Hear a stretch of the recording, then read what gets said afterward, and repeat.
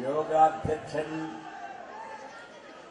വേദിയിലിരിക്കുന്ന ഇടതുപക്ഷ ജനാധിപത്യ മുന്നണിയുടെ പ്രമുഖരായ കക്ഷി നേതാക്കളെ, യോഗത്തിൽ പങ്കെടുത്തിട്ടുള്ള ഇടതുപക്ഷ ജനാധിപത്യ മുന്നണിയുടെ പ്രതിനിധികളെ, സഹോദരി സഹോദരന്മാരെ, സുഹൃത്തുക്കളെ,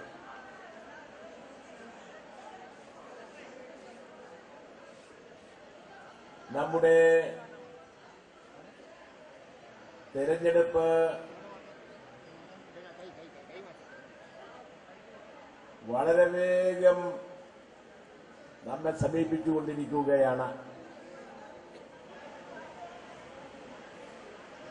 ഈ തെരഞ്ഞെടുപ്പിൽ പ്രമുഖമായ 3 കക്ഷികൾ തമ്മിൽ മത്സരിക്കുകയാണ്. കോൺഗ്രസ് മൻമോഹൻ സിംഗിന്റെ നേതൃത്വത്തിൽ 10 വർഷത്തെ ഭരണം കഴിഞ്ഞതിന് ശേഷം അദ്ദേഹം തന്നെ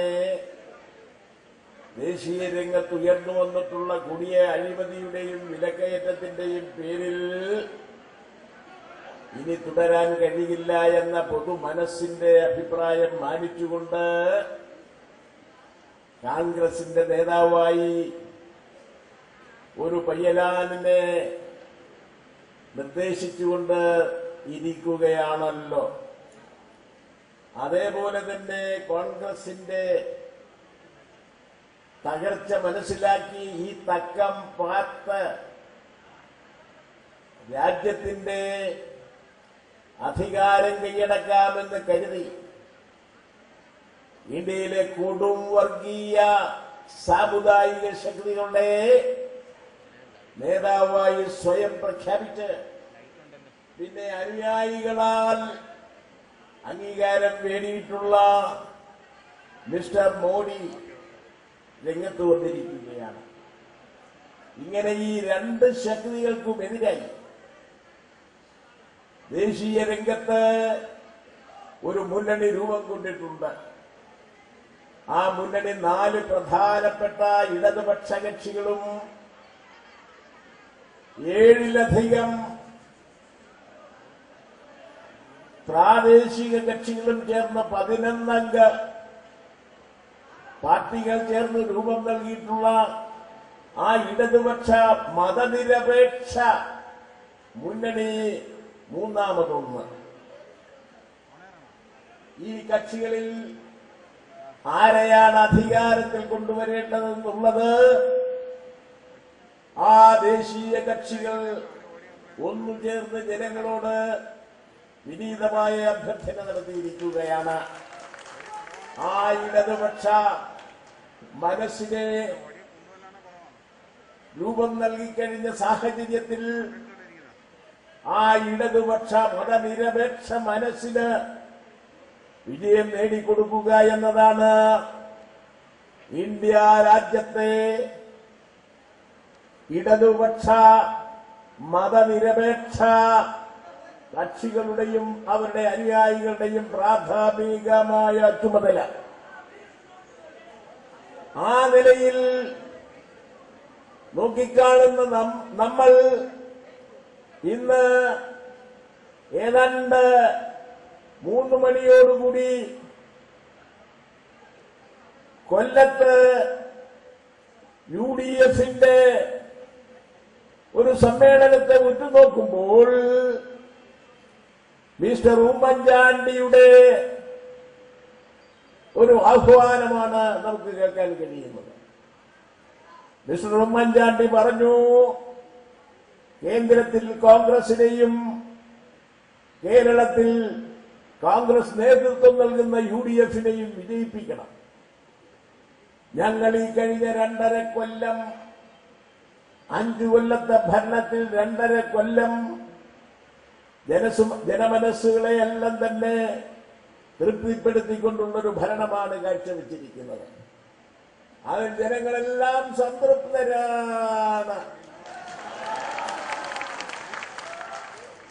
ആ നിലയിൽ അവശേഷിച്ച 2.5 കൊല്ലവും ഞങ്ങളെ തന്നെ അധികാരത്തിൽ നിർത്തുന്നതിന് വേണ്ടിയിട്ടുള്ള എല്ലാ സഹായങ്ങളും കേരളത്തിലെ കോൺഗ്രസുകാരും ജനാധിപത്യവാദികളും ഞങ്ങളെ സഹായിക്കണമെന്നാണ് അദ്ദേഹത്തിന്റെ തെരഞ്ഞെടുപ്പ് യോഗത്തിൽ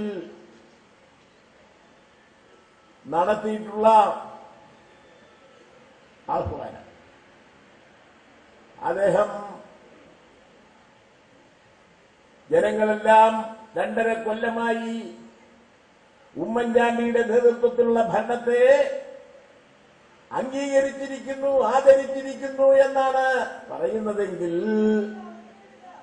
അദ്ദേഹം എന്തുകൊണ്ടാണോ ഈ കഴിഞ്ഞ 2.5 വർഷത്തിനിടയിൽ സോളാർ പ്രശ്നത്തെപ്പറ്റി മിണ്ടാതിരുന്നത് എന്ന് ഞാൻ പ്രത്യേകം ചോദിക്കേണ്ടതില്ലല്ലോ.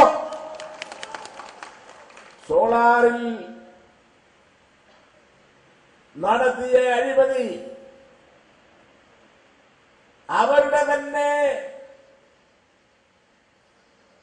നേതാവ്, ഭരണകക്ഷിയിൽപ്പെട്ട നേതാവ് മിസ്റ്റർ ജോർജ് പറഞ്ഞത് 10,000-ൽ പരം കോടിയുടെ അഴിമതിയാണ് നടന്നത് എന്ന് എന്റെ കയ്യിലിതാ രേഖകൾ, എന്റെ കയ്യിലിതാ വിലപ്പെട്ട രേഖകൾ എന്നാണ് മിസ്റ്റർ ജോർജ് ശക്തമായി പറഞ്ഞു. അതേപ്പറ്റി എന്തുകൊണ്ടാണോ ചാണ്ടി ഒന്നും പരാമർശിക്കാതിരുന്നതെന്നുള്ളത് ഞാൻ എടുത്തു ചോദിക്കേണ്ടതില്ലല്ലോ. അതേപോലെ തന്നെ കേരളത്തിലെ അതികഠിനമായ വിലക്കയറ്റം, കസ്തൂരി രംഗൻ റിപ്പോർട്ടിനെ തുടർന്ന് മലനാട് മേഖലകളിലാകെ ജനങ്ങൾ ഇളകി മറിഞ്ഞ് മിസ്റ്റർ ചാണ്ടിയുടെയും കൂട്ടരുടെയുമെല്ലാം ആരാധന പാത്രങ്ങളായിട്ടുള്ളവരെല്ലാം തന്നെ ഇടുക്കിയിലും പരിസര പ്രദേശത്തും കോൺഗ്രസിന്റെ സ്ഥാനാർത്ഥിയെ അങ്ങ് കൊണ്ടുചെല്ലാനൊക്കാത്ത വിധത്തിൽ പ്രതിഷേധിച്ചിരിക്കുന്നത് നാം കണ്ടു കഴിഞ്ഞിരിക്കുകയാണ്. അങ്ങനെ ഗവൺമെന്റിന്റെ നയത്തെ അതിശക്തമായി വിമർശിച്ചുകൊണ്ട്, എതിർത്തുകൊണ്ട് ഇളകി മരിഞ്ഞു വരുന്ന ജനങ്ങളുടെ ആ ശക്തമായ എതിർപ്പ് കാണാൻ മിസ്റ്റർ ചാണ്ടി തയ്യാറാകുന്നില്ല. അതേപോലെ തന്നെ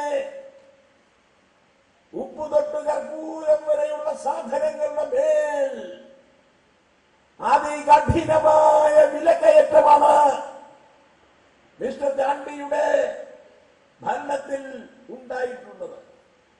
മൻമോഹൻ സിംഗും കേരളത്തിൽ ചാണ്ടിയും കൂടി പെട്രോളിന് 10 കൊല്ലം മുമ്പ് 34 രൂപയായിരുന്നത് ഇപ്പോൾ അതിന്റെ നേരെ ഇരട്ടി വിലയായിട്ടുള്ളത് അതിന്റെ ഒരു സൂചനയാണ്. അങ്ങനെ ഉപ്പ് തൊട്ട് കർപ്പൂരം വരെയുള്ള എല്ലാ സാധനങ്ങളുടെയും വില കയറിയതിന്റെ ഫലമായി കൃഷിക്കാർ പാപ്പരായി കഴിഞ്ഞു, മത്സ്യത്തൊഴിലാളികൾ അതിലേറെ പാപ്പരായി കഴിഞ്ഞു. ഒരു സാധനം, അത്യാവശ്യ സാധനങ്ങൾ വാങ്ങി ജീവിക്കാൻ കഴിയാത്ത നിലയിൽ ജനങ്ങളാകെ പട്ടിണിയിലും കഷ്ടപ്പാടിലും എത്തിക്കഴിഞ്ഞിരിക്കുകയാണ്. അപ്പോഴാണ് മുഖ്യമന്ത്രിയുടെ ഓഫീസിലെ ഗൺമാനായിരുന്ന സലീം രാജ് അദ്ദേഹത്തിന്റെ പേര് കേട്ടാൽ മുഖ്യമന്ത്രിക്ക് വല്ലാതെയുള്ള ആദരവാണ്. മിസ്റ്റർ സലീം രാജ് എന്ന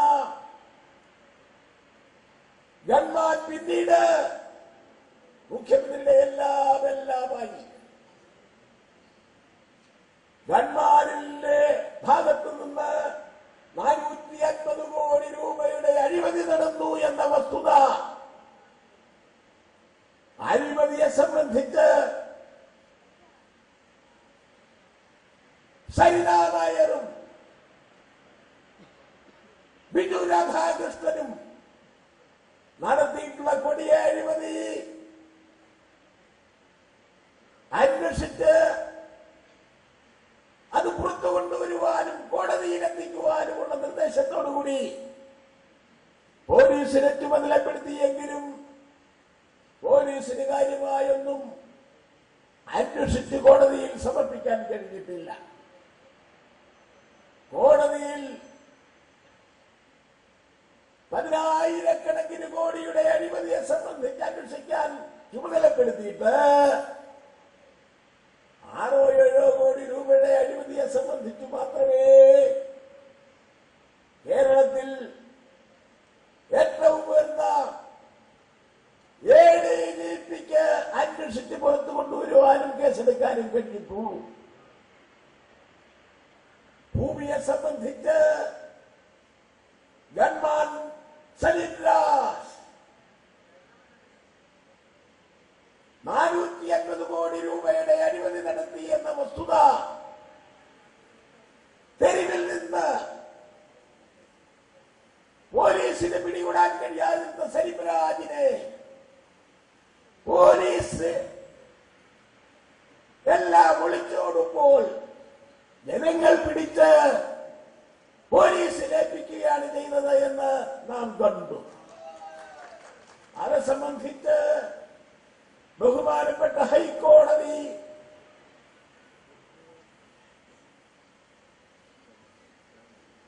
പരാമർശിച്ചത്